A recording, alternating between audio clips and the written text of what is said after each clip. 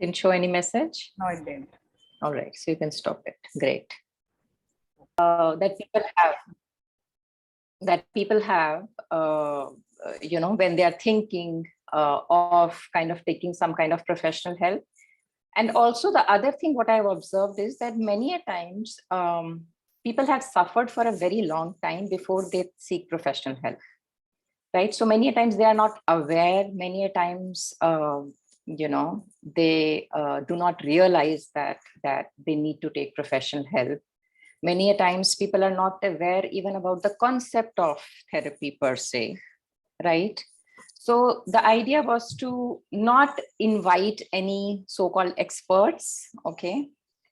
Because then it becomes more like a Gyan session. My idea was to, bring in the people who have undergone therapy themselves, okay, and who have overcome their problems to talk about it, because who better than people who have done it themselves? So very graciously, some of my clients have, very graciously accepted to be a part of this whole idea. Okay, I can't thank you enough. I'm just going to be introducing them in just a bit. Just a bit about myself, who do not know me. Some of you may not know me. I'm Madhu Hisaria. I'm working as a psychotherapist. I have my practice in Bandra, Bombay. As I said, I do feel strongly about the concept of mental health.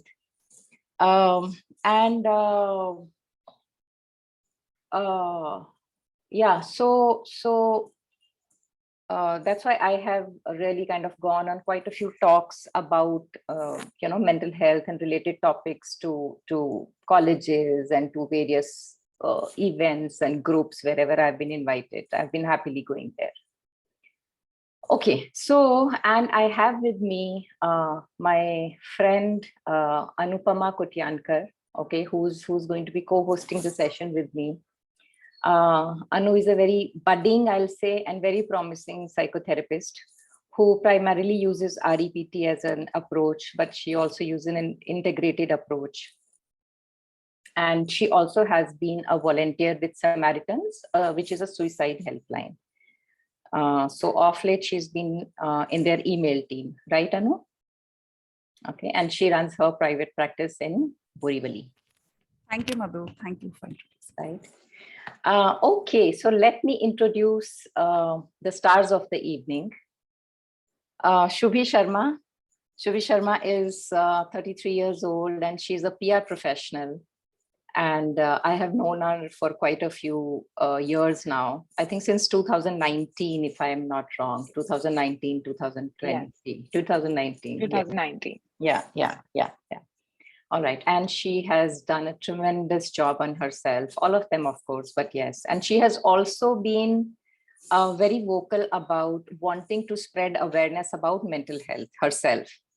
And that's why, hers was the first name that came to my mind when I thought about, this idea. So thank you so much. And I didn't have an iota of doubt that, Thank you, Madhu, for asking me. Like, this is like, I was very excited about doing this because I don't know, like you said that, we keep putting things behind.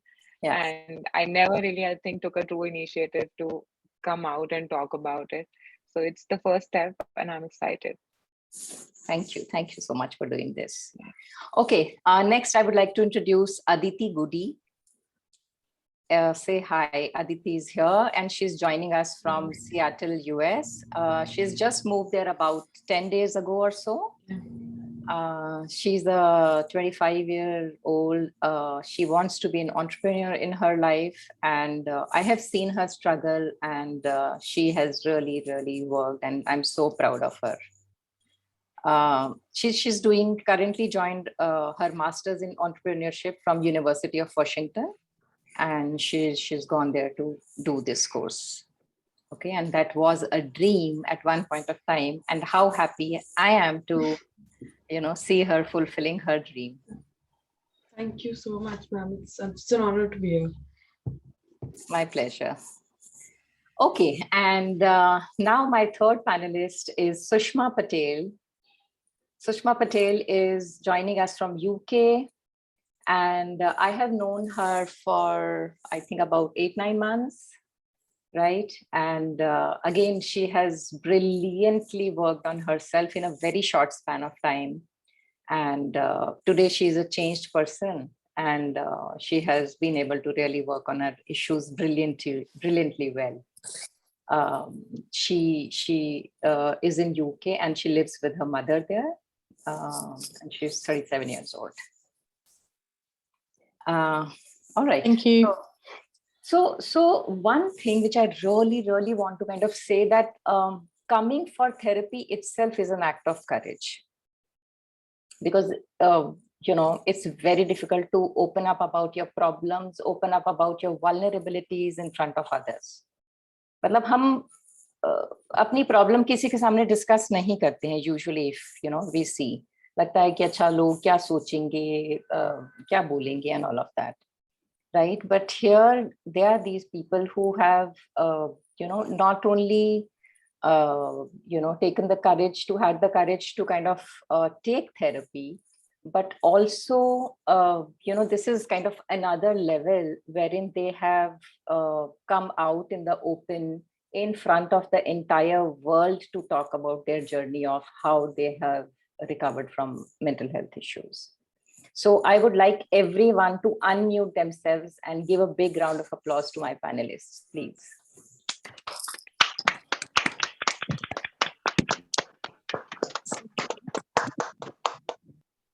All right, so what I'm going to do now, I'm going to pin them so that, they are visible. Aditi, Sushma. Okay. Anu.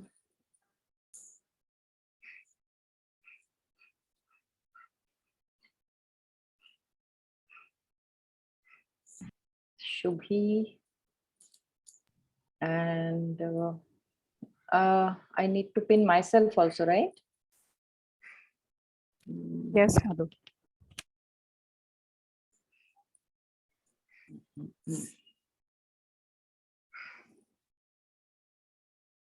All right. Yes. So here are the 5 of us. So just to kind of, so there were 2 more people who were expected to join me as panelists. Unfortunately, for one, so that because of these protests for this Agnipath scheme that the government has launched, she was to join us from Bihar, and the internet is completely shut there, so she could not join.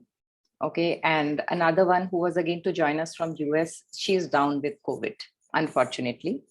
So yeah, so I really wanted to thank them also. All right, so let me start now. And let me ask this question, and any one of you can answer, anyone and all. When did you all realize that I need professional help? How did you know when, and how did you know that you needed professional help? For me, it was, it was back in 2014 when I was really struggling, but I just didn't know. Like you said, कि हमें concept ही नहीं पता होता है mental health का, because हमें पता है कि broken bone है तो orthopedic के पास जाना है, but हमें mental health का concept नहीं पता है. So I was suffering very badly. And I did not know for a good time, and I had suffered in the past also because I had major bouts of anxiety and maybe then also depression. So I didn't know the concept, but there was a time in 2014 where there was a lot of information about depression coming up, and I think I was among those privileged people who had the access to that information. And then that's the same time when even Deepika Padukone had come out. And I remember that I was feeling very bad about myself. and I just opened that episode of her, that whole where she spoke about, and I was just like 4 5 minutes into the episode, and I could not watch it further because I was just in a shock that this is exactly what Yeah. is happening to me. Mm. Like what, like I wasn't able to absorb, Mhm. but then I did realize, and my journey started from there. Wow.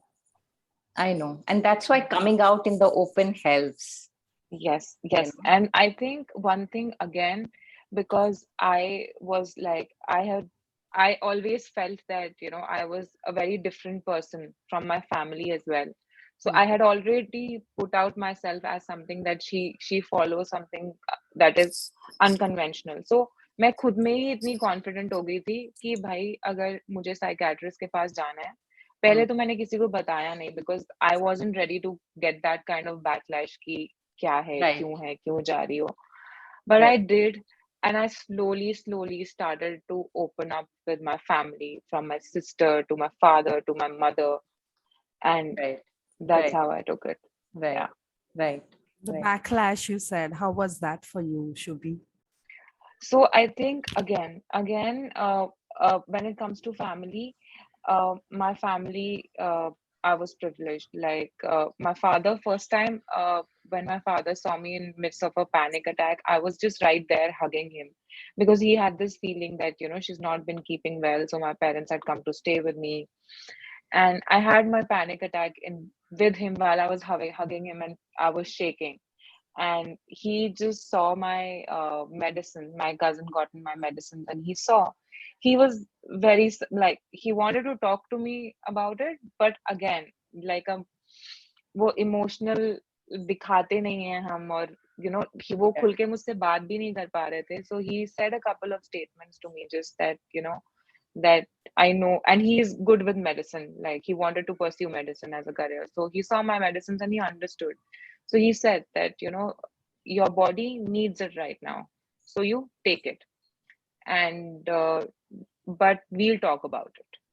So he always encouraged me with my medicines. But outside, I can't imagine like people who are my age and we Yeah. had same kind of education and so I came across a lot of people who told me कि नहीं ये कुछ नहीं है यार, तू पागल है, तू मजे कर, तू क्या सोच रही है, and छुट्टी पे चली जा, लद्दाख चली जा, and I all know. that very silly Yeah. things, Yeah. exercise karo, all of Exactly. that. And that brings to my next question that, many a times, like so many of my clients who come and they tell me that, their family or friends, they do not understand, what they're going through. So they just simply say that, all right, just go up, get up, wake up on time, go for exercise or walk, have a routine for yourself. कुछ नहीं है, थोड़ा सा push कर and हो जाएगा and all of that. So did any of you, Aditi, Sushma, did any of you get to hear something like this? Yeah, so when I actually decided to come to therapy, I was just right out of college, I think, barely a couple of months right out of college, I think. And the idea to go to therapy actually was my mother's, surprisingly enough. And she said, why don't you get. I had a panic attack. I didn't know it was a panic attack. Because there were more physiological symptoms than they were mental symptoms for me.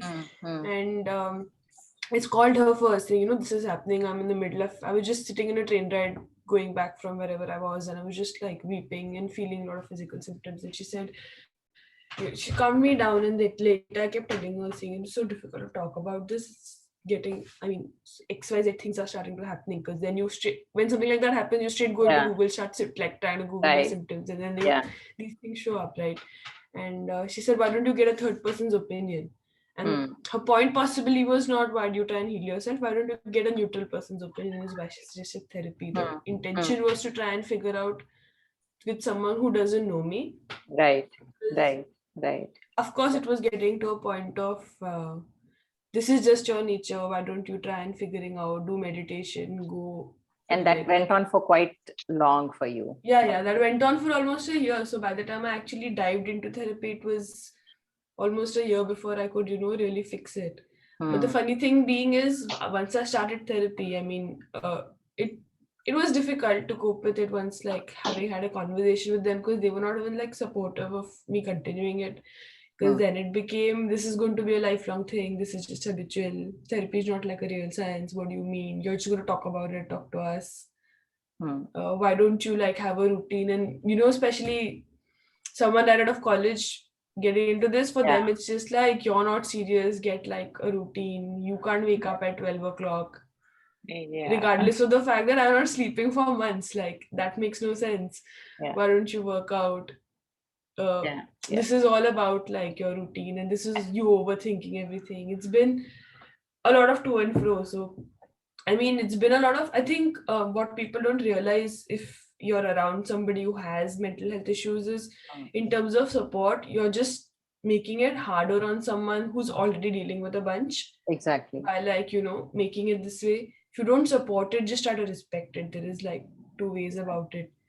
Struggled a lot before, like even now it's something we don't talk about. So they possibly don't like realize I've had to work, dive in and come out of it on the other hand. So it's just been, I mean, even conversations about I have had to work so hard to get here are clueless to them. They're just like, where have you come from? And I don't blame them, because the point is literacy, right? Because having access to information versus actually using it, like actually understanding how you go about it, because they were raised differently. They were raised in an environment where, you know, you fix things by yourself. However healthy or unhealthy it is, it's just a norm. But I feel it's high time we try and get around conversations like this, have these conversations and work around it, is possibly what I've understood from how it goes. Because there is no second chance for something like this. Because, you know, the peak of when I've delved into therapy is when the news was blowing up about Sushant Singh Rajput's death and things like that. And the conversation was still, this is so sad. Oh my God, what drives someone to be there? And I'm just like, this drives someone to be there, without you all realizing that this could get there. Like, that's the conversation when it just blows up open. I know. Sounds like a tough time. May I interrupt you for a moment, if that's okay? My name is Kaustubh. I've joined this because Mr. Hasaria gave me the link. Okay. I'm not entirely sure about what this conversation is about. I came with an open mind, and you jumped right into the conversation and you were hitting the heart. I would really appreciate if you could set the context as to what we're discussing about, how this problem manifests and how a person can identify it, and what we should be doing about when we realize it. So if you could set that context, I would really appreciate that. Yeah, thank you, Kaustubh, for bringing that point. So if you have joined from the beginning, so the context of this whole idea is that you hear it from the people who have gone through it themselves.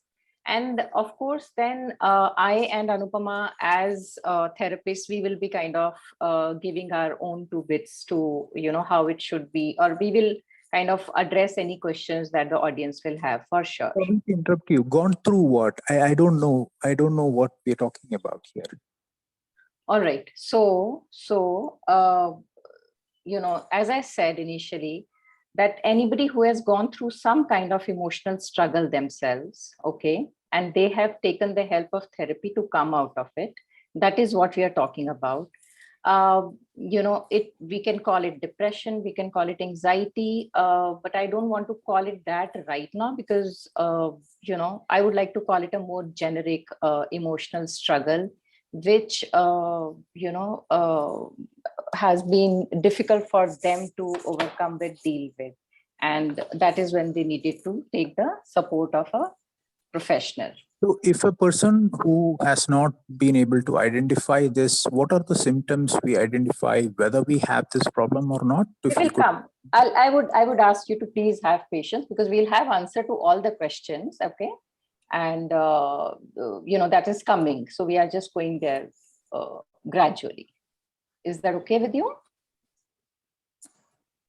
Yeah, that's fine. I'll listen some more and see if it relates to me. Thank you very much. Sure. Okay, thank you. Meanwhile, if you have some questions, Kaustubh, you can post it on the chat, and we'll address that, you know, once our, you know, panelists finish their talking bit, we will address that. So you can post it in the meanwhile in the chat. Right. So in fact, I forgot to kind of mention that once we are done asking our questions from the panelists, so the floor will be open to the audience for them to answer your questions and for us also to answer your questions. Any and every questions, we will try our best to answer them. All right. Okay. So let's hear it from Sushma. How has it been for you? Okay, so my journey started a little bit different to the other two panelists. Basically, I was suffering in silence.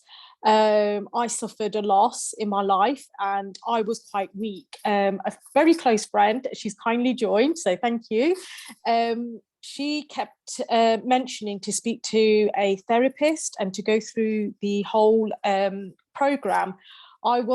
For me, it was when you keep things inside yourself, it was hard for me to open up and have that trust. And that was one of the biggest things that I was really struggling with. It was to a point last year, we were going through lockdown in the UK. We had it quite bad. I felt like my bedroom was the four walls that I would see. And that was where the depression and anxiety started. Emotionally and physically, I didn't love myself. But at the end of the program, I've completely changed. But I knew deep down I had to go through the program.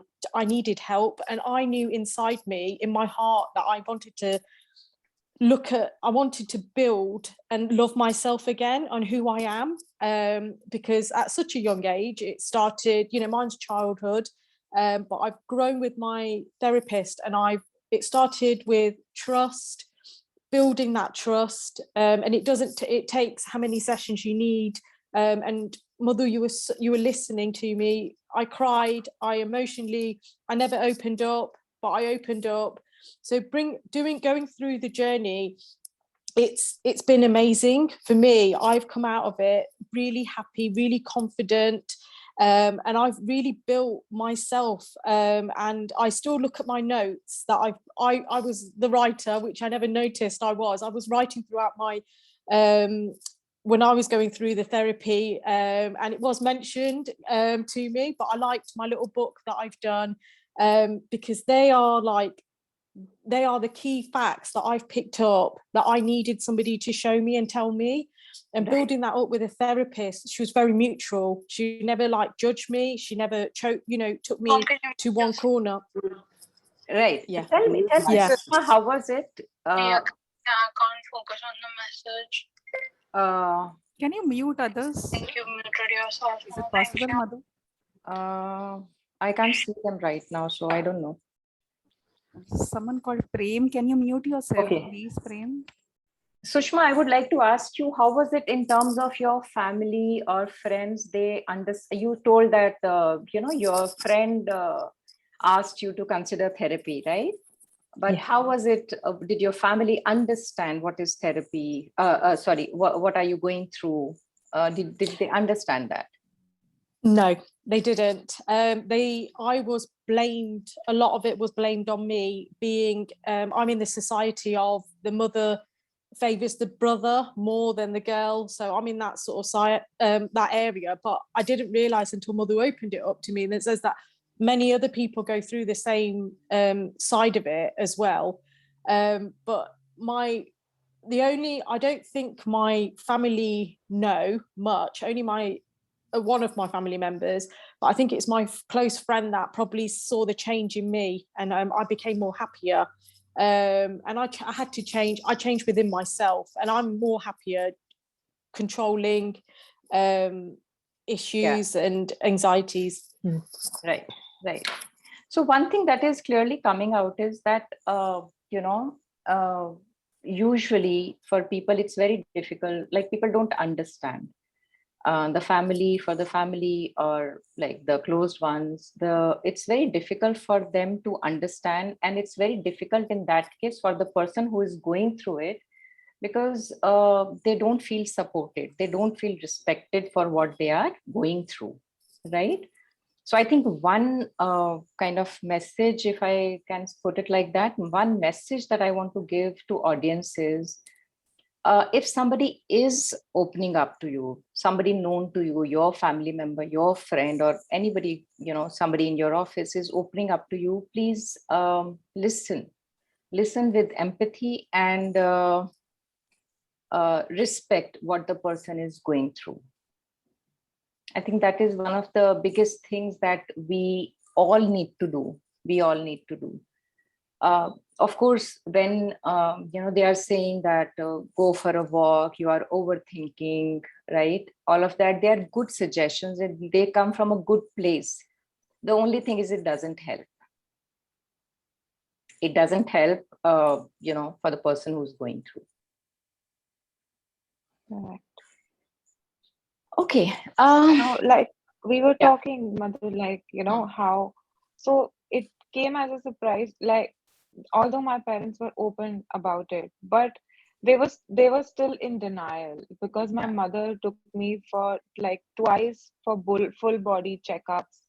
And the Right. doctor is also telling her there's no problem with her. Just the doctor was like, let her go for a vacation for 15 days. And but like my sister would wake up at 5 o'clock and try to take me for a run. And I was just like, dude, my body cannot get up. I want to crash down. But all of this routine change karo, time pe khana khao, and so many suggestions when your body could just not stand or take anything. Yeah, I know. In fact, it's the other way around. When somebody is going through depression, the body cannot, like, they do not have the energy in the body to get up. Yeah. So it's not that if they go for a walk or exercise, they will feel fine. In fact, when they feel fine, then they will be able to go for a walk or exercise or something like that. Correct. So once you all made up your mind to go for therapy, were there some concerns, thoughts? Did you have any idea how therapy works? What kind of thoughts or concerns or doubts or questions you had in your head? I didn't know what the journey was and what it actually involved. I felt I went with an open mind, but I knew deep down I wanted to help. I wanted somebody to help me, to acknowledge and talk to about the issues that I'm going through. And I think the whole experience is more of the listening and building that confidence within myself. And also speaking to my therapist. Now I'm based in the UK and doing a virtual call where I thought I wanted to seeing somebody face to face, but I prefer the virtual call because this is what we started in lockdown, and I needed the help during lockdown. Otherwise I would have broke down even more. So my journey through the program, I've actually feel like I've gained so much, and also confidence within myself as well. But yeah, that's where I feel I've come from. Right, absolutely.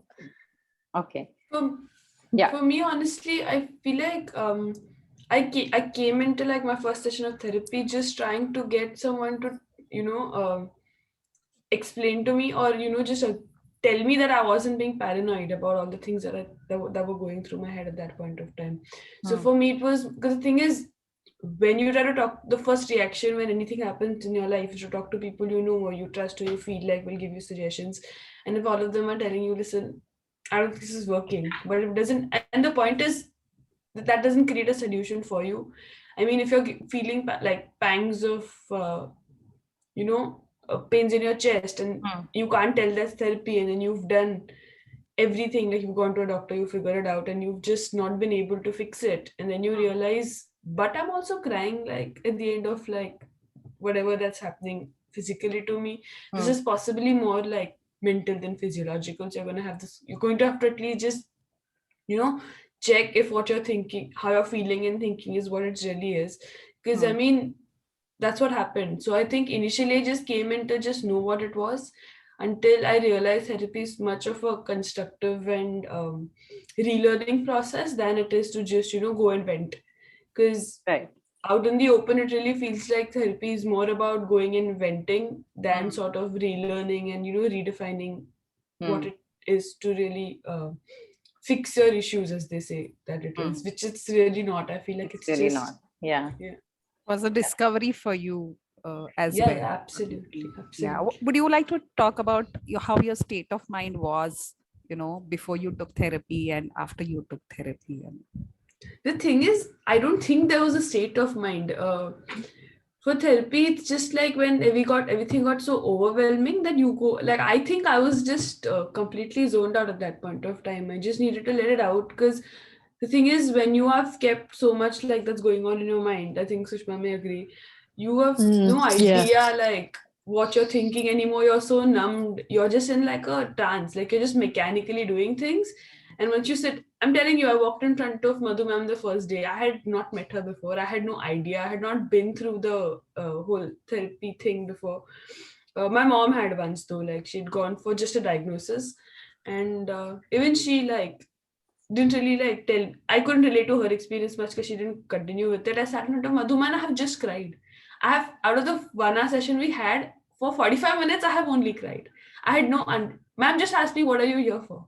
Like, what would you like to talk about? I have cried, just constantly cried. There was no explanation. There was no conversation that day. There was just nothing. It was just, there was no, the thing is, the funny thing is, if Madhu ma'am asked me once more saying, why are you here? I had no answer for her.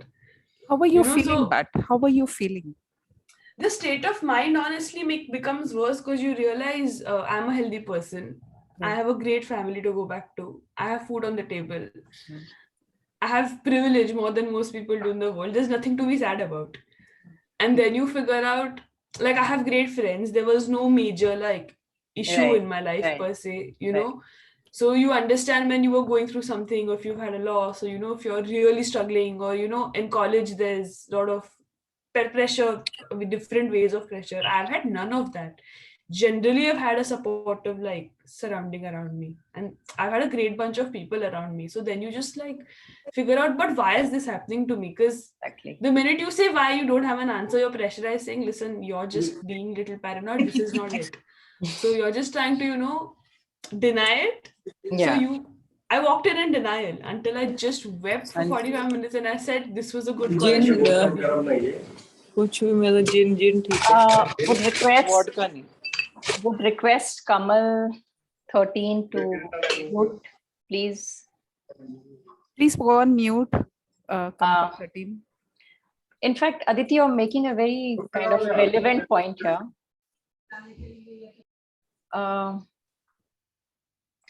Yeah, so what I've also kind of heard, and maybe not explicitly heard, but people kind of who come to me, they sometimes think it as a sign of personal weakness that they needed to go for therapy. It's like for physical illness, you're like, it's a fever, so nobody thinks it's my fault that I have had fever, right? But for emotional disturbances, people think that, I'm being so weak that I'm having to take professional help. I'm having to take counseling or therapy. So did that happen with you? Any three of you, any one of you here, or no? Yes, I did do that because generally I've felt like, been a more emotionally strong person. I've lived away from home for the longest time. I was a boarding school child. So when you live away from home, you sort of, learn to deal with your own stuff. Right. And I've had that end of the stick. Generally, his reputation also at home, it's always been like Aditi will figure her stuff out. So for you to go from that to Aditi will figure her stuff out to you're crazy. There's that whole jump of why am I not able to fix this when I've fixed everything in my life so far? When I don't have any reason to be this sad. Yeah. So it also becomes like a bit of a, I don't think it becomes weakness, but sometimes it becomes a blame game. So, why have you done this to yourself? You are possibly responsible for what you've done because you have done something wrong, and you keep trying to pinpoint figuring out what you did wrong to get here. But that's not happening. That change doesn't exist. So. Right. You were saying something to be. Yeah, so the same kind of was with me because again, first of all, there was a lot of pressure from me on myself because I had seen like a massive change in myself from a person who's who's laughing or is considered as a, you know, as a lively person in the family, has like keeps people connected, laughing and everything. So I was just very astonished by the change that had come in me, because I had become really snappy and I was crying a lot. I had these major bouts of anxiety. I won't get up, like I would get up at wee hours in the morning and be like, you know, what, and just like go and take a cold water shower at 5 o'clock, thinking that no, this will calm me down and all this. So it was internal as well, and it was also external, because I had people telling me कि तू इसके बारे में ज्यादा बात करती है ना, mental health के बारे में, इसलिए तुझे ज्यादा होता है. Right. So, and these things came from some very, very close people. And like I didn't realize, like my face had How was it? continuously. I'm sorry to interrupt, but how was it for you, Shubhi, to hear such things from really close people? It was very sad. That day, Very- I really questioned myself, because I had just come out of so I went in for an interview, and in the interview, the interviewer felt very intimidating because of the vulnerable state that I was in. And I came out with a panic attack, and I just happened to be, you know, around this friend.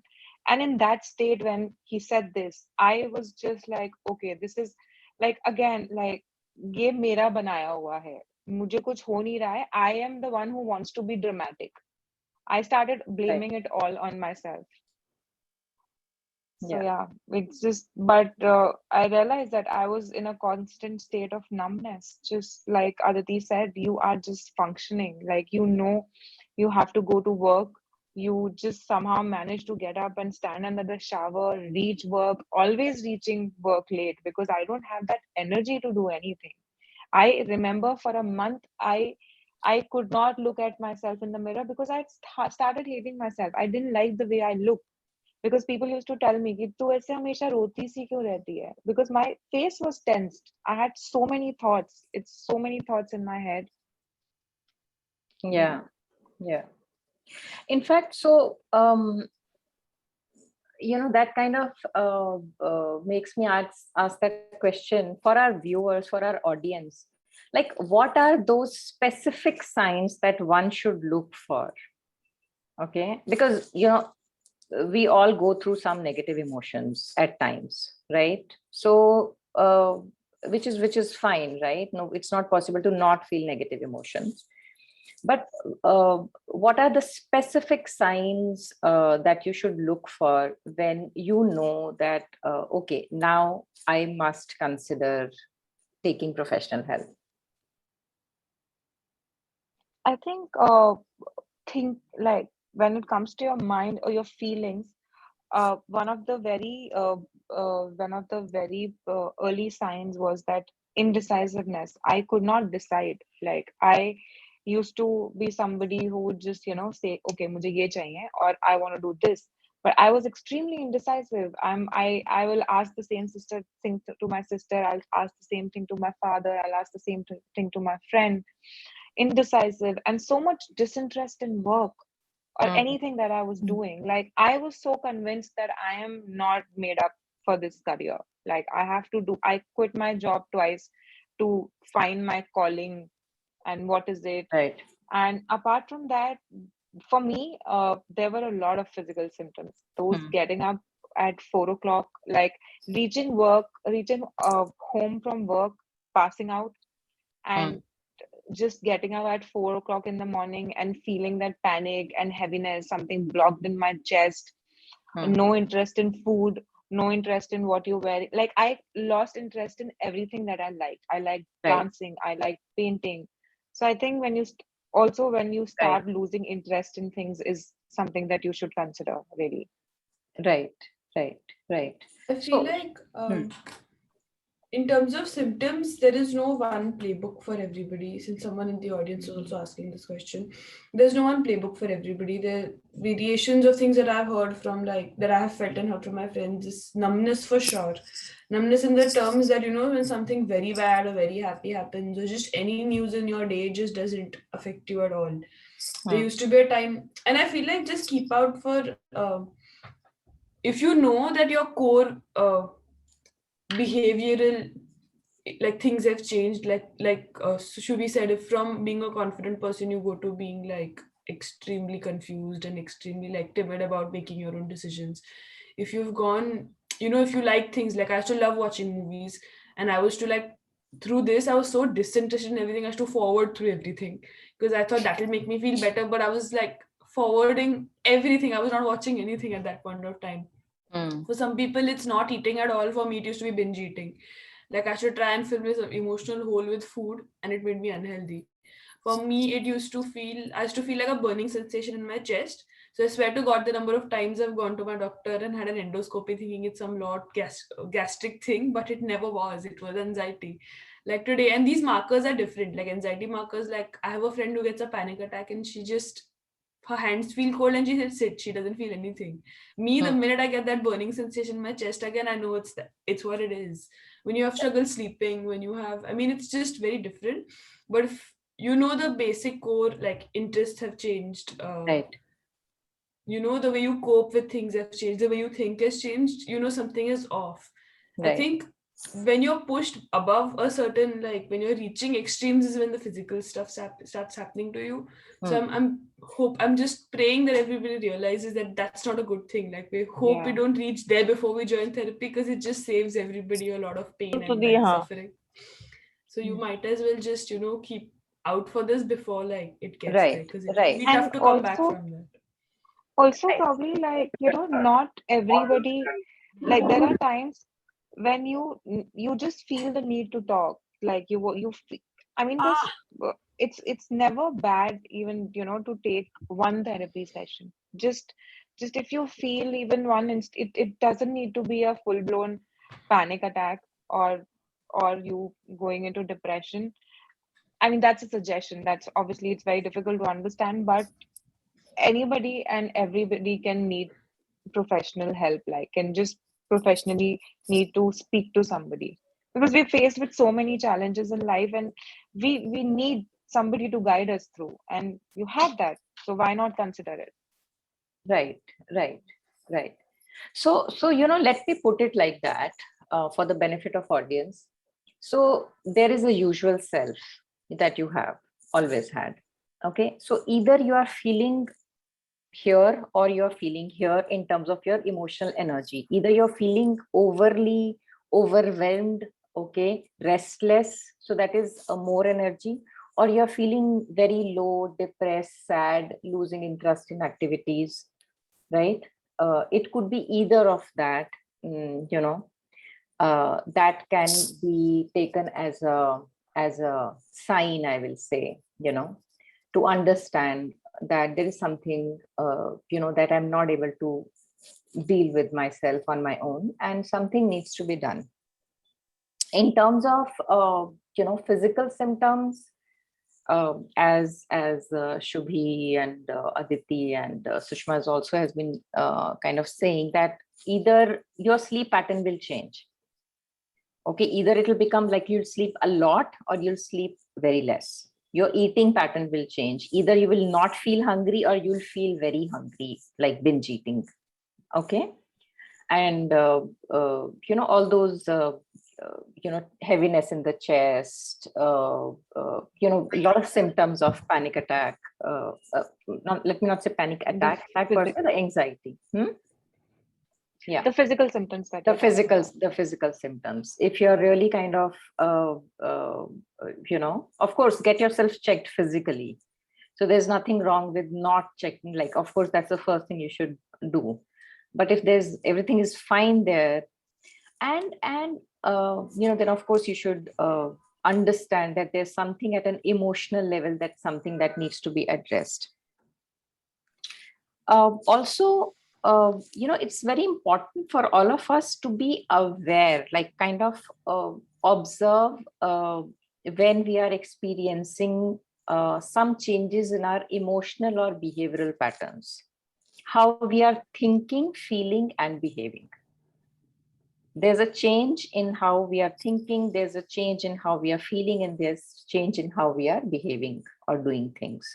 So that thinking, feeling, behaving can be taken as the three kind of indicators which will guide us that, all right, I'm not able to do my usual self. I'm not my usual self, feeling my usual self. And so let me do something about it. Let me take professional help. And I think I will agree with Shubhi when she's saying that take at least one session. So you will know whether, there is something or not, whether you need it or you don't need it. Okay. I think for me as well, another one was anger management. You know, where you said behavior, mine was a lot of anger management because I bottled things inside me. And then when it got too much, I burst, and then I didn't burst the right way. I emotionally took it out on other things, other objects, because it just got overwhelming. That's where another thing was the therapy, like going to you helped me to learn how to manage to deal with it, because everyday life, work, socializing, everyone's got different personalities, people could clash, but I was never one to ever speak about it, like say anything how I felt, but it would hurt me inside. And then when my behavior on that was my anger management, and I needed a lot more help with anger management, and I don't feel like people don't speak about it, and they think it was a change that I wanted to make mentally and physically for myself, because I went to the gym, I socialized, I did everything, but when I just took it all inside me, and when you explode, you don't explode the nicest way, and I wanted to change, and that's how I've done it. I've changed because I wanted to go through the therapy, not when I started the program, I didn't know what I let myself in for. But I'm really glad I've come out stronger within myself. It's something, sorry, it's just where you said behavior. It was something for me. That's strongly that I believe in. Yeah. Right. There is a lot of stigma attached around talking about mental health.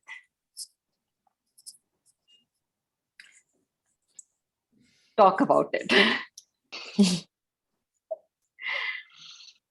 I think it's very, very sad, the situation of how people react to, because I felt this.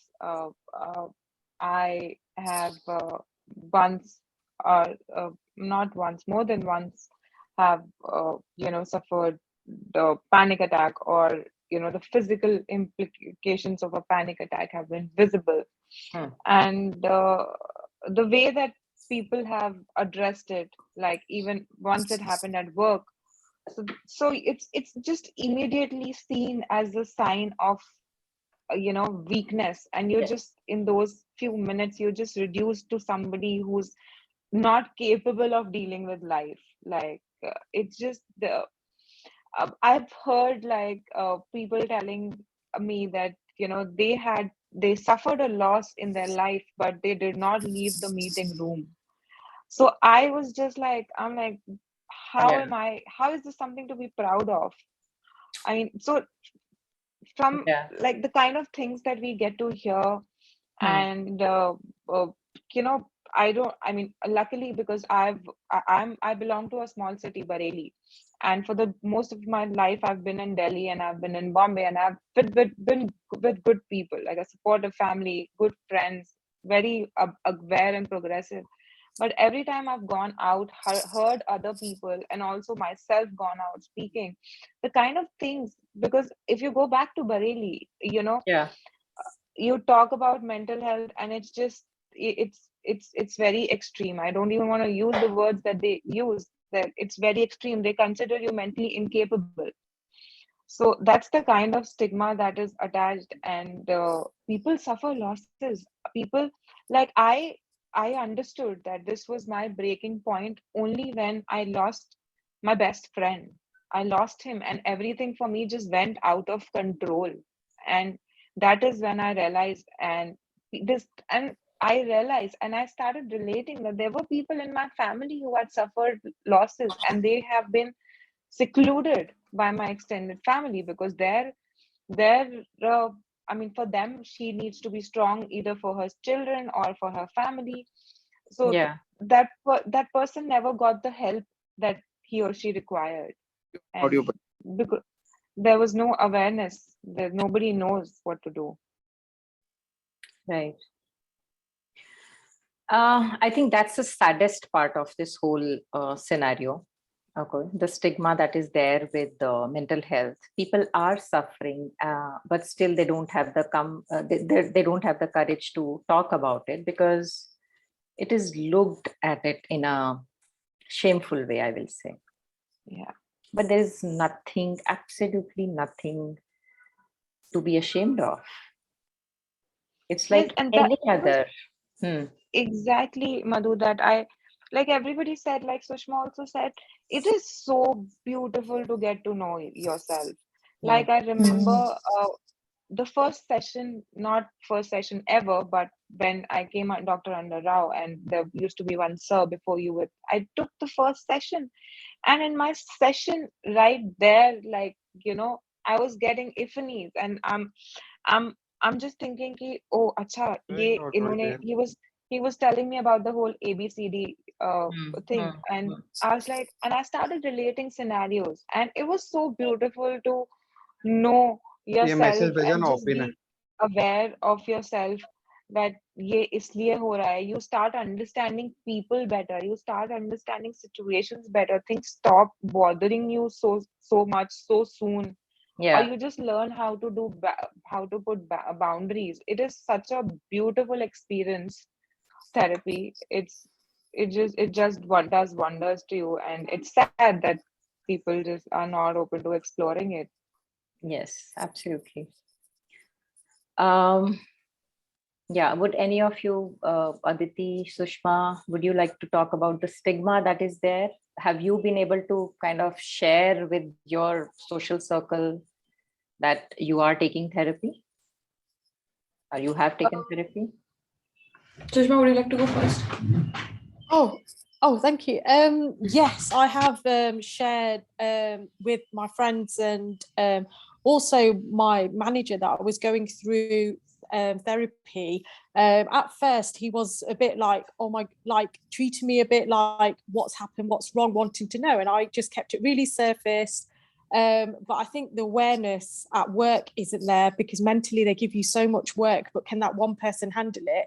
Whereas now I'm a little bit more outspoken, but I think that I think with work, with general, with life and everything, it's the awareness isn't there as well. But it was one of my friends that actually has been through therapy that she mentioned it to go through it. That's where I came about it. But if I hear somebody else, I talk more highly about going through the therapy because I always say you've got to give it a chance. And then you can always make that decision if you want to proceed or if you choose not to. But the session's always open. You can talk about anything in general, and it's just building trust really, and being confident within yourself. Right, right. So the stigma definitely exists. Like I absolutely like 100% the stigma exists, but also what I've realized, at least all my friend circle in my generation are slightly around the same age group. For us, because of like things like social media, we've had access to knowing it. So I've understand that people have a lot of empathy when you read somebody going through it versus somebody around you going through it. So I feel like they have the empathy to understand that mental health is an issue until it gets really real and your best friend is sitting across the table telling you, listen, I had my 15th session of therapy and this is where I'm at. So for me, I feel like it was more like I was the first one around most people I knew heading there. It took me a while to say it out loud because the stigma comes, at least for me, came more from is it going to make me look weak? Like, am I not good enough to be around here? Because everybody is going through the same thing, but they have it sorted out. But I am in therapy 1 hour, a week or twice a week. Am I the issue? It initially comes from there, and then it goes from they're going to think I'm not up to it. Like for me to, tell someone saying I don't want to come to lunch or brunch today on a Sunday because I'm just not feeling up to it mentally. Is just feeling like, listen, they're just going to think she's a crybaby or she's not. Then it comes from fear of judgment, which funnily enough in our society exists for everything. Like no matter what degree you do, no matter what job you have, no matter what clothes you wear. So this is not very different from that. I feel like the minute you're able to separate, or if you're able to support someone else, separate the stigma like of the self thing, it still helps. Because then I realized I joined a new job. It was a startup, and most people were, more casual than they are at corporate. So we had the conversation going. And initially I used to say I'm leaving for my doctor's appointment when I left half an hour early because I knew I wanted to like go to therapy. And then I just one day, I don't know, I said, why am I not saying it? Like, I'm going to therapy. What is the big deal? It is a doctor's appointment. And I said, I'm going to therapy. And then cut to, I know next week I have sent like Madhu ma'am's number to 4 more people. And then I realized, listen, they need it. Like, that's all I had to do, just say it out loud. And I'm sure like 8 judged me, but then I had 4, right? I mean, that's just how you're going to break this. Otherwise, there's no breaking the stigma, because so much of it comes from, feeling ashamed of it yourself because you think you're weak. But I don't think I would have been like this person had I not gone through therapy, honestly. Right. In fact, I have had people who have not shared it with anyone in their family. Okay, so there is a lot of stigma attached. In fact, especially in case of marital counseling, what I feel, and it's, I kind of find it a little amusing. And most of the time what happens is that the husband mostly, so I'm not generalizing, but still that's the experience, that mostly the husband says, okay, I don't need therapy, you need therapy. So it's as if, it's somebody's fault that you need therapy, right? I don't need, there's no problem with me, the problem is with you. Right? So that's really kind of not nice. That needs to change in our society, and what we are doing today is one step in that direction. I urge each and everyone who's going through some kind of emotional issues to talk about it. I'm just going to take, I think, 5 more minutes, and then we are going to be opening it for the audience to ask questions. All right. So would like to kind of make everyone feel like a safe space where, you're encouraged to share what you're going through. All right. And, encouraged to talk about it. Okay. It needs to be a collective effort. It can't be only one person or 2 people. Right, like how Aditi was saying, that they will judge me, right? But judgment is there for everything. Somebody or the other will judge you. I think people like us who've gone through, who've taken therapy, it's right now the baton is in our hand. Like, it's very important for us also, because I know people who are undergoing therapy, and they just only talk to me about it. They don't want to tell the world that they're undergoing therapy. So it's just that, and a similar kind of experience happened with me. Once I just wrote about it, like my close friends knew that I was taking therapy, and but I just wrote about it and posted something on Instagram, and I can't believe, like, I had people I hadn't spoken to for years, and they just came and poured their heart out in my DMs that, this has happened with me, and what are you consulting? Who are you consulting? How? And exactly like Aditi did, I just had to send them all Madhu's number, and legit, like, we can have a party with Madhu because all my friends are under Madhu. So yeah, it's the whole, we really got to talk about it. Okay, but I really want to put a disclaimer here. The whole idea of this program was not to promote me as a therapist, but to create awareness. Just kind of wanted to. But you do realize, right? To be able to find therapists also. And the thing is, It was a process for me. Like, I didn't know. Actually, that was my next question. That how did what would you say? Okay, you had your own ways to find. Like, what would you say to someone who really kind of, let's say, after this, program today, really kind of thinks that, okay, I should go for therapy. How should one go about finding a therapist?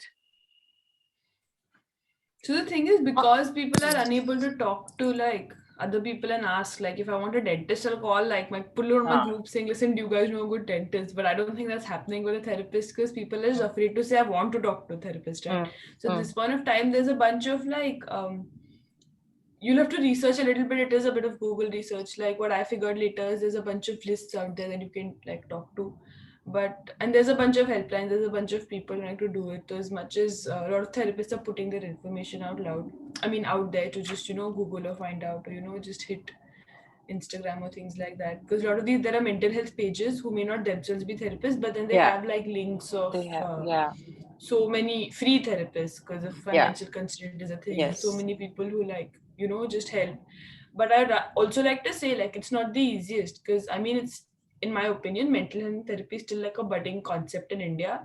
So all the ones out there are not the best. So the point being that it's still a fit, being able to talk to, because I've had chances where the more you treat it like a, very corporate situation, the less comfortable you are to break into it initially.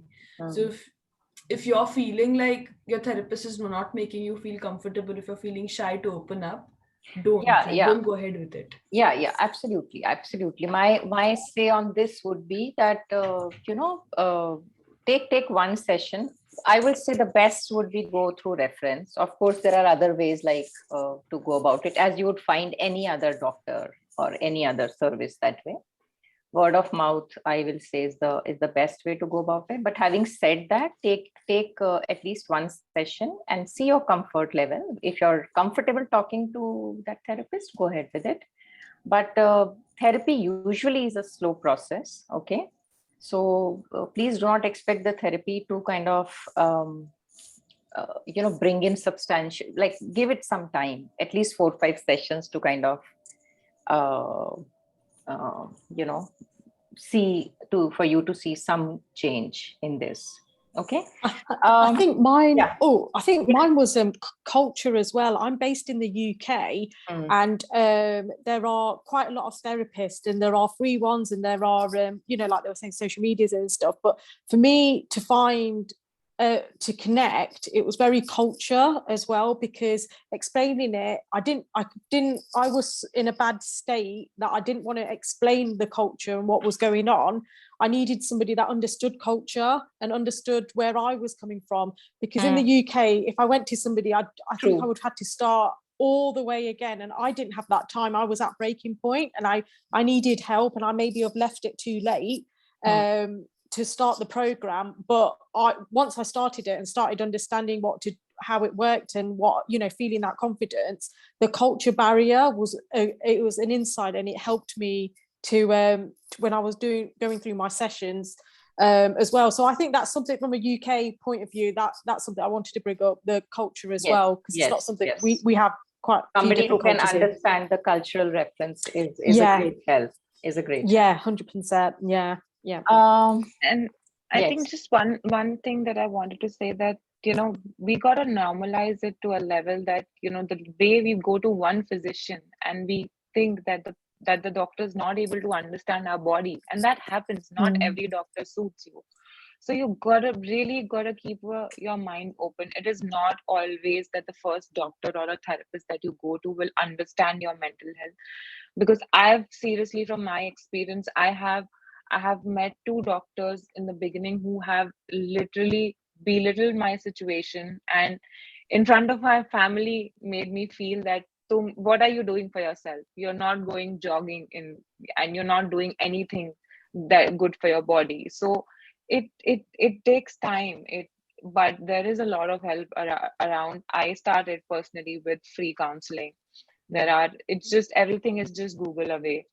And we are in a very resourceful world right now, and you can obviously first go via reference, and otherwise there's a lot of help available out there. Yeah, absolutely.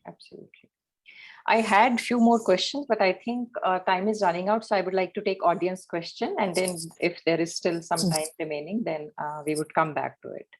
So I would ask Anu if you can just read out the questions one by one, and what I'm going to do, I'm going to unpin all of us in the meanwhile. So you can start by asking the questions, Anu, what is come on the chat. Just a second.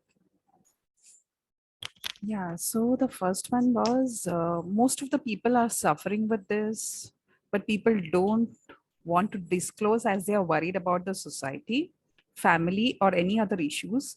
Please advise how to make them understand to take professionals like you so that they can be back to normal. Would you want to answer that, Madhu? Sorry, I was busy like removing the pins. okay, So okay, sorry. just Would you a like to take that up Yeah, yeah. yourself? Just.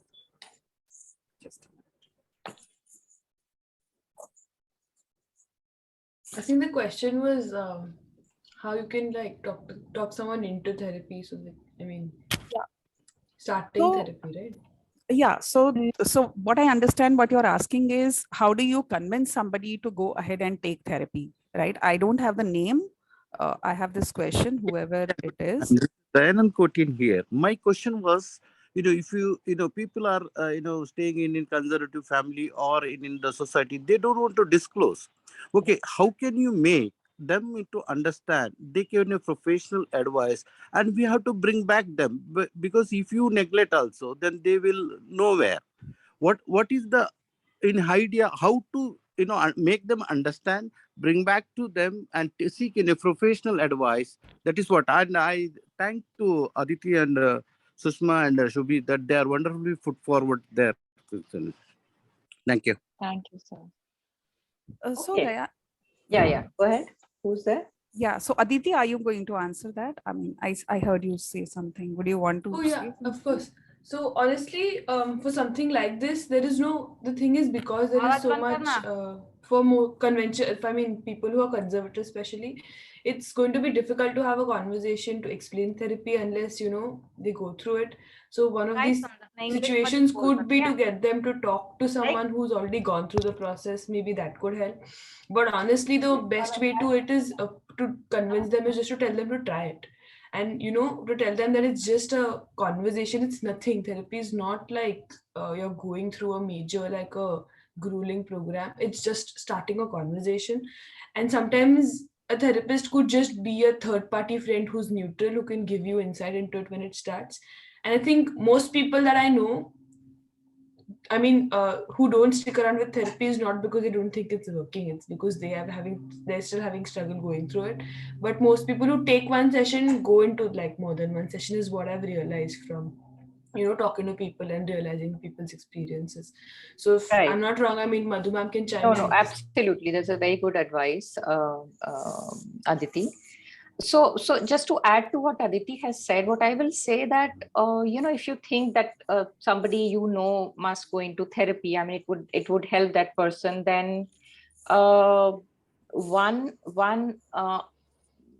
gain the confidence of that person by giving him or her an empathetic ear. Okay, so that that the person who is suffering, he or she understands that, okay, you are there to kind of help. Okay, and second thing, what I kind of can say is that tentativeness helps a lot. So when you want to suggest someone that go in for a therapy, don't say with a very kind of a strongly that, okay, go in for therapy, I know it's going to help you. Even if you're feeling like that, put it little tentatively. Okay, that, okay, would you like to kind of take one session and see how you feel about it? Because I think that what you're going through is really kind of bothering you, and it is becoming difficult for you to deal with you on your own. So would you like to do that? So just tentatively drop that idea and then kind of leave the decision up to that person. Yeah. So, kind of give them that choice and not force it upon them. Yes. So that the choice is made by them and it is their choice to come for the therapy.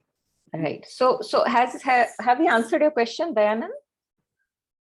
Yeah, sincerely, thank you so much, madam. Yes, the whoever maybe I bet. Yes, maybe if you see the society at almost around 2-3% we can get this type of people, but they are aware. They are had the anxiety. They don't want to show. Yes, if I come to know, if I want to take them, but they will say that don't disclose to someone. That anxiety that we have to remove, as per as your advice, as well as we can help them, come out with that. As in a society, we Right. should. Right. So give him that confidence that you are going to not share it with anyone. Of Yeah. course. Also, I guess, Madhu, you can Yeah. correct me. Like, when you begin therapy, because beginning with therapy is also a very big step, and Mhm. therapy sessions are not very easy because you're just bringing back True. a lot of emotion. Hmm. So even if a person in the beginning is not comfortable disclosing, I think that person should be given that space. It's at the end of the day, it's their personal thing, Choice. and they do, if it's their personal choice, as far as they are speaking to somebody, but they still don't want to, because therapy also eventually gives you a lot of confidence. So it's in most chances, there is a chance that when you go through a couple of sessions, you will become confident about it, talking openly. So I guess we should let people who are not very comfortable Yeah. disclosing to others just take therapy and not tell people. Absolutely. Absolutely. The idea is to help that person. Yeah. Thank you so much, ma'am. Thank you so much to the finalists. Thank you. And I'd also say to be more open-minded and give it a chance, because when I wish I took on the program a lot earlier than I did. Mm-hmm. So to be open-minded is a key thing. From my perspective, is what I feel. Yes. Yeah. Okay. What's the next question, Anu? So the next question is, how does the caretaker talk or deal with the patient? Here, I would say, providing a safe space where you're not judging them or, uh, giving them, it doesn't sound like you're just, advising them or, just in the space of giving them those solutions, like, the kind of things that our panelists spoke about, which were not helpful, like, do this, and that will help you. Instead of that, trying to give them a safe space where they can share what they are going through, a non-judgmental space, a kind of spot where they feel understood about what they are going through, and giving them that safe space to talk and share about their struggle. That is how you can talk to them. Madhu, would you like to add on? No, absolutely. Absolutely. What you're saying is absolutely right. Like listening with empathy without judgment.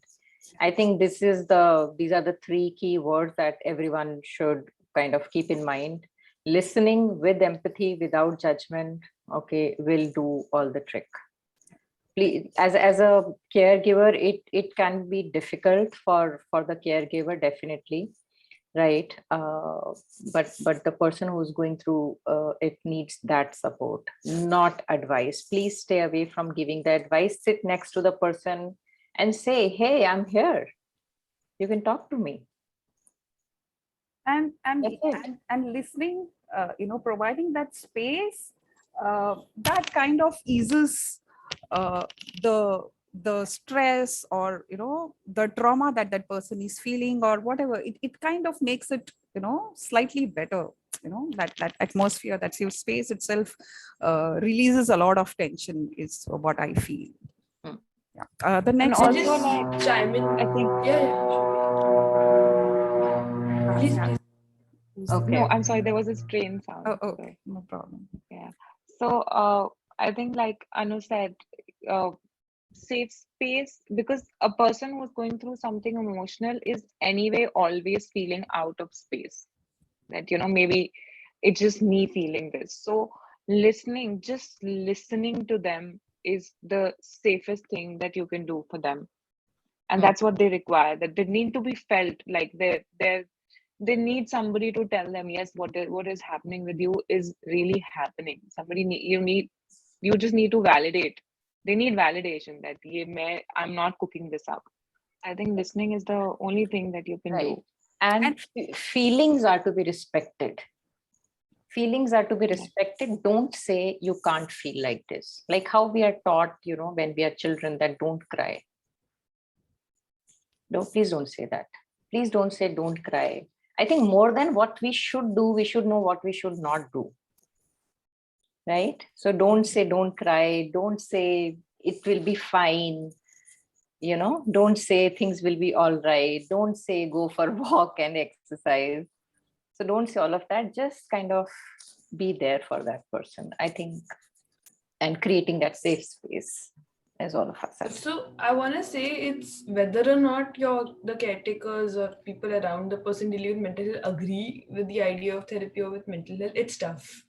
Nobody wants to see their child or their relative or their loved one unhappy or like going through something or just completely broken down. So regardless of where you stand on this, remember the last thing you want is to be burnt out while you're taking care of someone who needs your help or who needs your support. So I mean, a lot of self-care for you also, number one. And secondly, I feel like a lot of it, like as me, somebody going through a mental health thing, comes with the guilt of, listen, I'm being this like big pressure on like around me. So as a caretaker, maybe you can help with the guilt, saying, listen, take as long as you need. Nothing, it's not bothering anybody, it's fine, we will like figure it out. It's fine in the sense of you feeling this way is fine, like it's not bringing any of us down, we will deal with it.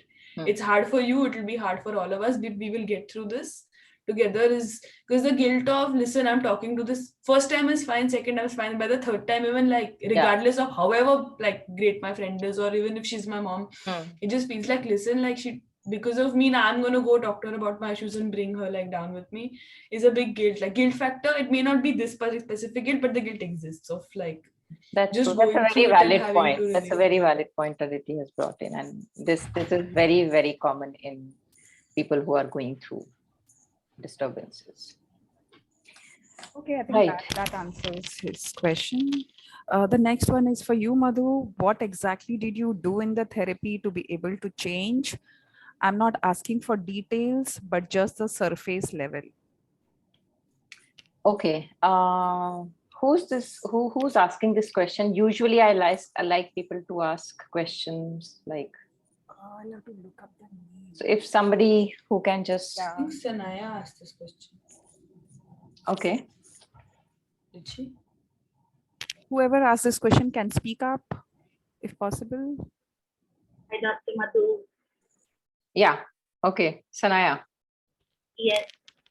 Right. And I think I have already discussed this, but in general, I wanted to just ask, actually not ask you per se, but ask the girls, like how did they go through the therapy and not exactly in terms of steps, but what was how does therapy work? Is that what you want to know, Sanaya? More than how do the emotions change little by little? How does the feeling change? Like what is the, everybody says that they've gone through a big change. So what is that change that they went through? Right. So I think the big change is the fact that it starts when you're going through therapy, you realize within the first few sessions, you realize the issue at hand.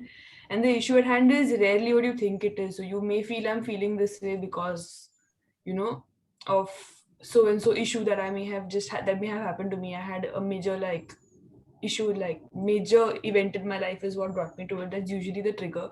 Until you realize this is just, you're going to have to unlearn the way you approach a lot of your feelings and the way you process things, and then relearn them. So the big change is when you unlearn looking at situations a certain way, the way things make you feel, or the way you feel.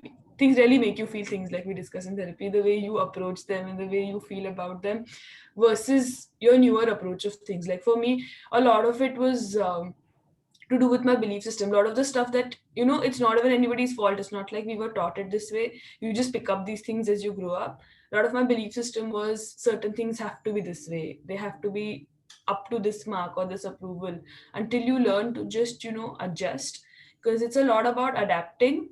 And the minute you're able to relearn the true sense of adaptability, then you feel like the world is your oyster, because it's so difficult. It's so different to, the way you approach things becomes so much easier. You take things better, you feel lighter, you feel more confident because it's okay. So it just depends. I mean, this is a broader, very generic answer because but it depends issue to issue. For me, it had lots to do with validation and, people pleasing and things like that, until I realized that's what's making me anxious, because I feel like I need to please XYZ person. That's not happening. So I have to relearn the process of this is the concept of like right. these issues. So broadly, for the benefit of all, one thing which I would like to kind of say, that what happens in therapy is broadly, so what clients come up with, they think they are problems, but actually they are symptoms of the problem, the way I call it. So they are symptoms. What you're experiencing is not problem per se. They are symptoms of something that is going on inside. Okay, so what therapy does is to kind of help you discover those underlying issues which are the real root causes of the problems, the symptoms that you're facing. Okay, and then correcting them, then addressing them in various different ways. That is broadly what we do in therapy. Shubhi, you want to add something? I just wanted to make it easier with an example for her. So, like in my personal experience, there was a point in time where, like, I quit my job, and I was very sure that my job is the problem of me being depressed, and I wanted to do something in the public sector, social sector, and I was very like, okay, ye mujhe chhodna hai. But it was just my approach there were so many underlining other issues, like, because people pleasing, I just wanted the whole organization to love me.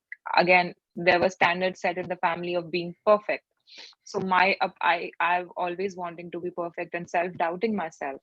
So my job was not really a problem. It was the way that I was approaching it. And through therapy, that's how I am still in the same profession. I'm doing well. I'm making money. I'm it's providing for things what I like. It's a means to provide for things that I like and that I enjoy. So my approach changed. So that's exactly what happens. Does that answer your question, Sanaya? Yes, thank you so much. Most welcome. All right. Yes. Sanaya had one more question. What's your take on this new thing of alternate therapy? Okay, so I would like to keep this out of scope of this session for the time being, because any which ways we don't have much time. So Sanaya, we can talk about it separately. Yeah. Okay. So, Yeah, sure, definitely. It was, can psychotherapy cure long-standing schizophrenia? Yeah. Okay. Now, schizophrenia is a mental illness. Okay. Schizophrenia definitely would need medication. Okay. Psychotherapy would help to kind of manage the symptoms. It will not cure schizophrenia. All right. So for example, other kind of developmental disorders like autism or Down syndrome or something like that. So I will say these can be cured. They can be managed. So what happens is that there is a lot of emotional problems that come when you experience all these, when you have all this mental illnesses, so-called, right? That can be managed with psychotherapy. Okay, but it can't be, the schizophrenia per se cannot be cured with psychotherapy. Yeah. All right. That answers that question, I think. This question is, does it affect your relation and prospect of having marriage once you have taken therapy and sorted yourself? Who's asked this question? Yeah, this question is not very clear. Yeah. Can you speak up, whoever is asked this question? No, this is me. I know my name is on that frame, but this is what I say, that once you have already had this treatment, not like a psychotherapy and the management, does it have an effect on getting a partner for a marriage, or how does it affect? It affects positively, no? It's actually, it works in all your relationships. You Yeah. just become very understanding. And for me, honestly, I mean, this doesn't apply to all, but it did really help me to come out of a toxic relationship and get into something that has turned very positive for me. And it's not only my relationship with my partner, but it really did help me with my relationship with my parents, my family, coming around them, understanding them. It's just helped overall. Prem, does So, that answer? Yeah, Madhu, go on. Madhu, go on. no. So I just wanted to kind of understand. So what, Prem, you wanted to ask is that, does it affect the relation negatively? Is that what you wanted to ask? Yes, that will be before the psychotherapy. But once you have already had the psychotherapy and the medication, once you know you are getting control, just because it is a stigma to have a mental health, does it affect your future prospectus? Okay, so, yes and no. So as Shruti mentioned, that it actually helps to kind of better your relations with people, okay, whatever relation it is, right? But, so for some, like, as there is stigma, but having said that, there is stigma in the society still. So let's say there is a possibility that, if somebody is not very comfortable with a person who has undergone therapy, because there is still not much awareness about it, then it may kind of affect in that sense. But having said that, what should I say? Like how somebody was saying that, I think Aditi was saying that, if you kind of share it in the office, for example, okay, office is one area of your life, at your workplace. So then you may think that people may judge it, but it's for you then to kind of, get those people in your life who will not judge you. Because, let's say if you need therapy, if you are dealing with emotional issues and you do not take therapy because you think that it will negatively affect my prospect of getting married or something, right? Is it going to help you? It's not going to help you in the long run, no? Because if you need therapy, you need to kind of do something about the emotional issues that are going on in your head. You've got to do something about them. You can't not address them because the future prospects of marriage might be negatively affected. Yeah, Prem wants to say something. He wants to add on something. No, Madhu, what I'm trying to say is that it is not that you're not taking the therapy, counseling and psychotherapy or whatever. You take it and you're taking on medication and you are already well controlled and you're managing. Does it just because you are a mental health person and just because you have taken the medication, you are taking medication and you are taking a therapy, because of our society or the culture, does it have an effect on not getting married, or you should not get married, or what is it really? So that's what I said. I think I answered this question by saying that there is stigma attached. Definitely there is stigma attached. And my panelists and Anu, you can kind of help me with this, that there is stigma attached, but, in if you take therapy, of course, and if you're taking, if like not every case will need medication, but let's say if you're having to take medication, that would help you and that would help you in the relation itself, right? But because of the stigma attached, yes, Shubhi, please. No, sorry.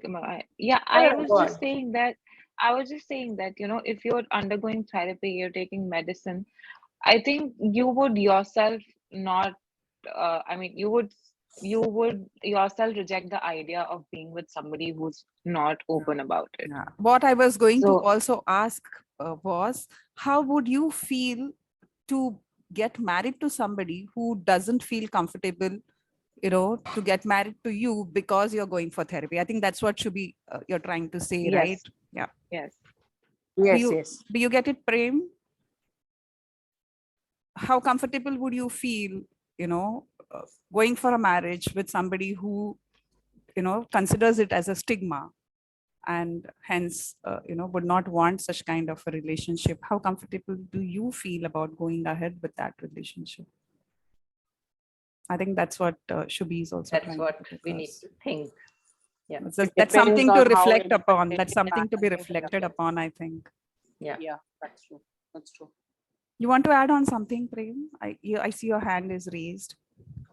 Yeah, I mean, I was just saying that should the people go into relationship after being on a medication and having a psychotherapy, should they go? And our society, I know you're saying rightly, if the person, the partner doesn't feel empathetic and doesn't want it, then there's no point in having that relationship, isn't it?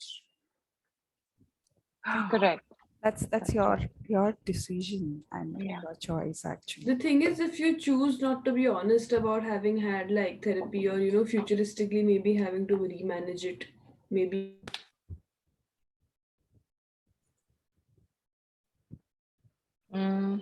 I think we lost. Yeah. Lost Aditi. We lost. Aditi is stuck.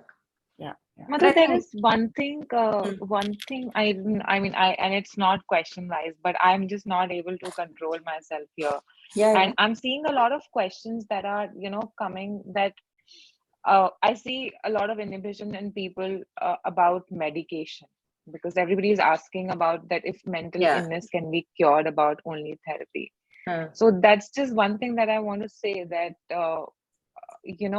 it's not wrong to take, like in the very beginning when we spoke, that to work out, to walk, to do something to pick up your body, you first need to feel better. Like the first thing that I was told by my doctor was, but you need to think straight first in order to walk straight. So with me, it was, I started with medication, and honestly, after my first session with Madhu, I went and told my doctor that I'm sorry, she kind of intimidates me. I can't talk to her. I can't talk to a therapist. It's not my thing. So it's all a process, and medicine, please don't reject it as an option. There's hormonal imbalance. There's hormonal imbalance. You go to a gynec, you take medicines. It's as simple as that.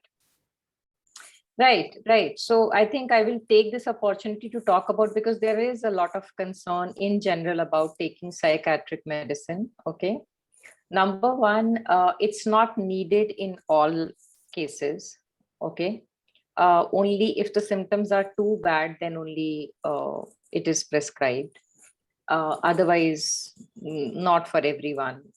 Not everyone needs medication. All right. But having said that, if your doctor, your therapist thinks that you need medication, so there is nothing to be worried about. Not all medications are habit forming. So check with your doctors, check with your psychiatrist if a medication is habit forming, if at all you need to take it. There is mostly what I have seen, that mostly medications are given for that, the initial symptom control, if I can put it like that. Because you need to be able to be in a certain mind space to be able to take therapy also. Because therapy is working on your mind in a way, right? So if you are really kind of not in a very bad physical state, then probably for some time, for a few days, for a month, depending on the situation, you may need to take medication, which is absolutely fine. It's not necessarily like so what I generally do is kind of, when you kind of keep getting better with the help of therapy, then the medicine keeps reducing, and then after a point of time it will go off in most of the cases. All right. So I just thought that I'll talk about medicine, because generally people have a lot of thoughts about it. And all right, it's 8:40, Madhu. Do we want to take on? There are a few more questions. You know what? I am here. I am here for some more time, but if somebody wants to leave, because the timing was till 8:30. Are my panelists okay with 10 more minutes here? Yeah. I think I can stay for Yeah, five it's fine. 4 minutes. Okay. Madhu, ठीक I'll है, have to- ठीक yeah. है. Right, that's fine, that's fine. So if there are any more questions, then you know, I would like to kind of Yeah. take them up for, Yeah, me and Madhu are here in case, you know, yeah, feel free to leave the meeting. feel as free to per leave your, the meeting. Yeah, but before everyone leaves like a formal bye, I would like my panelists to kind of give one message. If like you have to give one message to the audience, what would it be from your side? So Shubhi, Aditi, Sushma. I think one thing that we very often do is, this person has worse than me. How can I be sad? Hmm. So, you know, each person's struggle is their own. You don't need to belittle your situation, looking at somebody's. It's I mean, there's a whole science and, you know, mythology behind everything. There's a lot of logic or a lot of sense behind everything, how we are leading our lives. It just depends on the way, on what concept you believe. You believe in karma, so they're living their karma or whatever. If you are feeling something, it's validated. Like it is not that because somebody is not getting food to eat, it doesn't mean that if you are mourning a loss of a partner or somebody, then it's wrong. No, every feeling, you got to allow your feelings, you got to feel your feelings. Yeah, thank you so much for that, Shubhi. Yes, Sushma. Yes. I would say try therapy. I really would, because something for me was behavior, and I've opened up about that, and that's taken, old me wouldn't have done that, new me has. But I would say believe in yourself and believe in the therapy as well, the whole program. Behavior management was something that I wanted to control and change within myself. But believe in yourself, and you have to be that person to make that change. It is all for you. You do all the work. I put in so much work in because I wanted to make that change, and I wanted to change because I wasn't shown the right way, or I needed a guide, somebody to guide me the right way of thinking and behavior and emotions and anxiety. And I would really highly recommend going through, even try a session and seeing how you go and how you develop and seeing that change with yourself. Yeah, that's for me. Thank you. Thank you, Sushma.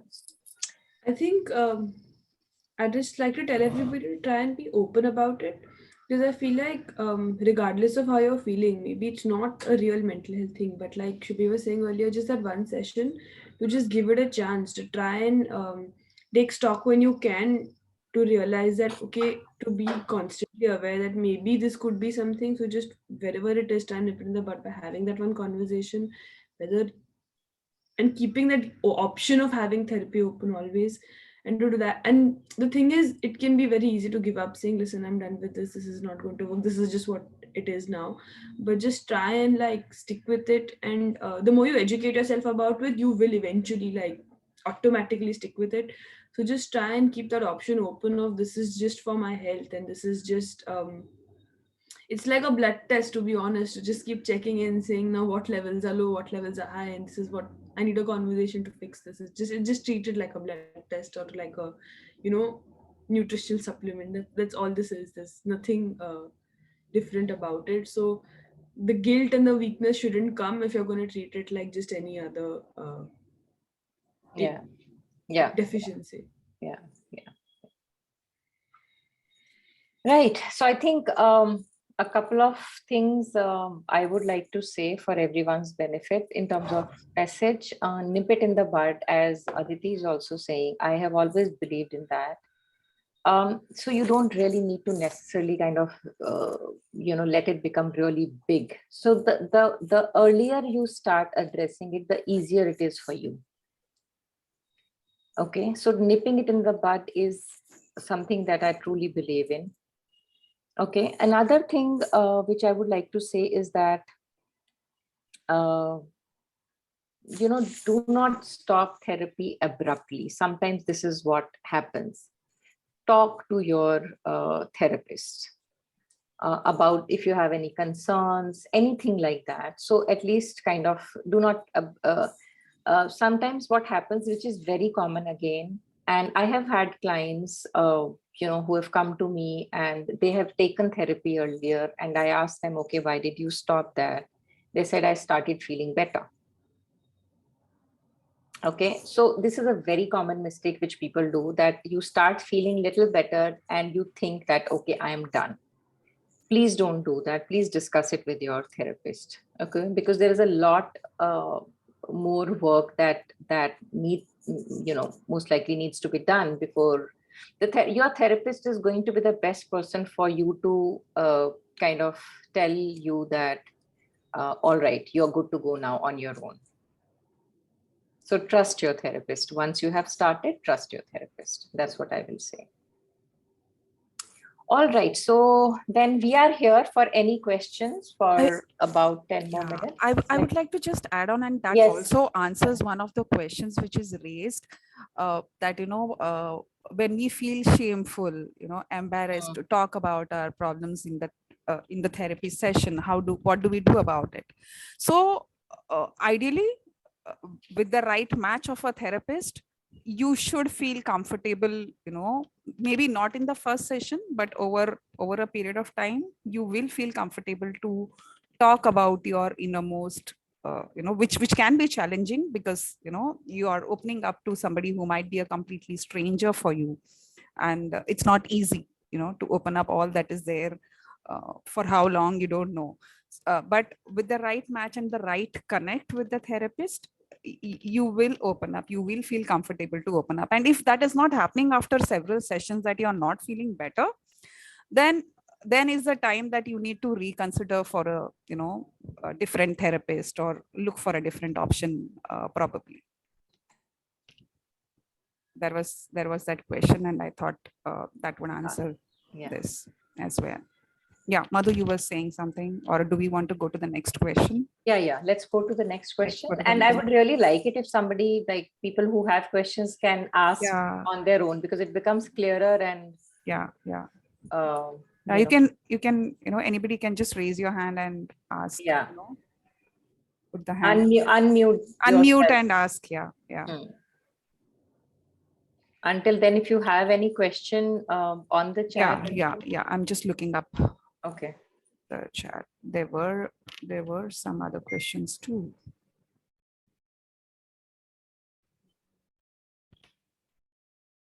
We sometimes start living a pretentious life in order to show people around us that we are okay and normal, because they aren't willing to understand. What can one do in that situation? Because we aren't willing to understand. Because they aren't willing to understand. I think by they, do they mean the family? Is that right? Others. Yeah. Yes. Hi. So I have faced this problem for a really long time, and my family doesn't understand the concept of therapy, or like that there are certain things that need to be changed. And so after a point of time, every time I get into, so you told right now that we kind of get better and we deep therapy. So it has become a pattern for me over the period of time, because as soon as things get better and I have control on my head, like on my mind, I stop therapy and I then get back to the whole situation again. And my family stays the same way. So I've been facing this problem a lot of like over and over again, and it's difficult for me to make them understand this. So some like clarity I need here, Gunjan. So does your family ask you to stop therapy? No. You leave it on your own? Yeah, because it kind of, as I becomes, either it gets better for me, or like I have more control over my mind, or it gets worse for me, because at some point of time I'm trying to improve things, but the environment here never changes, so I feel stuck. And I feel like that even the therapy like the therapy isn't working, and I'm still trying to assess. And then I start bluffing the therapist that way, that I'm okay and all of that thing. So that has also happened. Right. I think there are quite a few things that you are experiencing. One, you're saying that I start feeling better, then and then sometimes it's like it's very on and off for me. So sometimes it gets better when I take therapy, and I kind of, I say, stop going for it, and then there are times when I get overwhelmed, I join back therapy, and then it's like, then it's not working for me and things like that. Right. So as I said, I think I will repeat it very kind of strongly that leave the therapy only in discussion with your therapist. He or she is the best person to know when you're good to go on your own. And even then, so we taper the therapy off. It's not like, okay, like we are doing it weekly and then suddenly we stop. So we kind of do it once in 2 weeks, once in 3 weeks, and so on and so forth, then monthly for some time, and then as and when needed basis. That's the way it should be kind of weaned off. So do that. See, leaving and coming back is not really helping you in your emotional, this thing also, emotional sense also, because you're saying that because what happens is that the good work that has been done gets lost. Yeah. And then you're back, like you take 4 steps ahead, then you take 4 steps back. So it really kind of, if you understand it, it doesn't make sense. Yeah. Right. So my really kind of, I will urge you to kind of continue. Sometimes the pace is different for different people. Some people, of course, the pace is different. The problems, the intensity of the problems are different. Right. So nobody can kind of say how long it will take, but sometimes it does take long for different people to kind of work on their issues, which is fine. So kind of, it's like a support for you.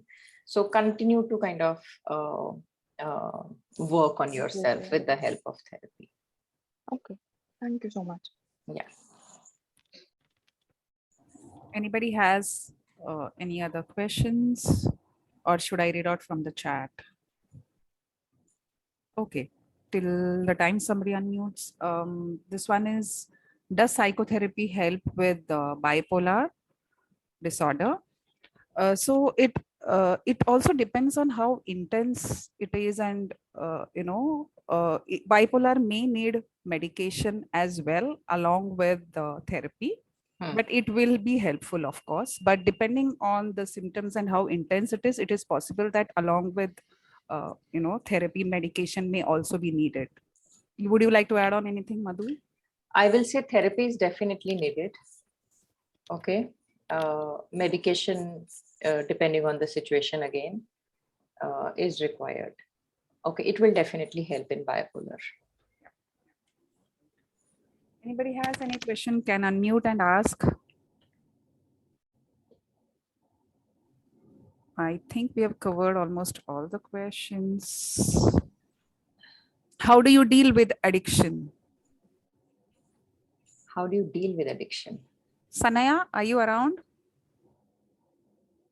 I did something. I know there's a different screen I'm getting now. Shit. I lost the screen. Got it.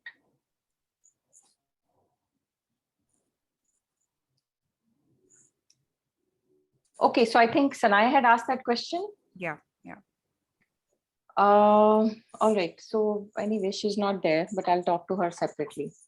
Addictions can be dealt with therapy, and sometimes depending on the kind of addiction, like if it's drug or smoking or alcohol or even social media, sometimes, depending on that, medicine would also be required. Okay, so I think it's time, and like we are half an hour past our given time. So I would like to really kind of once again thank my panelists, Sushma, Aditi. Thank you so much for joining. Okay, it really kind of, you all really added a lot of value to what we had to say, and coming from like your mouth. I mean, of course, I also got to kind of look at it some more, I will say, in many more interesting aspects came to fore for me also. So thank you so much for that. Thank you so much for having us, ma'am. It's just great, to be also, it's sort of like a whole circle, to be able to be here and to understand that yes, it just feels like also solidarity in terms of other people have gone through similar journeys. absolutely. You were not like alone in like trying to break ground on something like this. Yeah, Thank and you I so think I would like to kind of do this kind of a thing more often. I would like to do it one more time at least. And I really appreciate the courage you guys have shown, Absolutely. Really appreciate the courage. Thank you so much for, being here. And thank you so much for the audience, though most of people have left, but yes, thank you so much everyone for joining in. And I hope the session was useful, and it met the desired objective which it wanted to, achieve, which was creating awareness and answering some of the questions that, people have in their head. So thank you so much, everyone. All right. Bye-bye. Take care. Bye. Bye. Bye-bye. Bye. Bye. Thank you so much. Thanks. Thank you very much.